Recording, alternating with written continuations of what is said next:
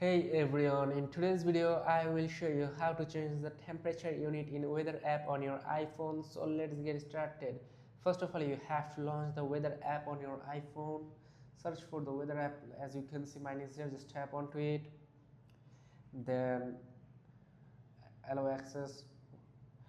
What is it asking for? Then swipe down to view all your saved locations. Wait, you can see like mine is showing here Dhaka.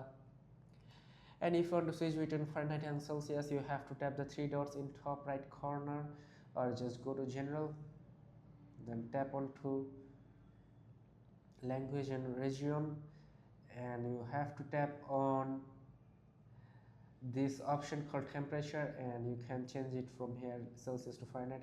I like Celsius, so that's it. Exit the menu and changes will apply instantly. Also, you can do it from this weather app. You just have to this three dot icon at the bottom right. You just have to tap onto it and then tap onto the three dot icon at the top right corner of your iPhone. Just tap onto it and you can see that Celsius or Fahrenheit. You just have to choose the option you want to persist and then just click onto it, and that's it. It will be applied to your weather app.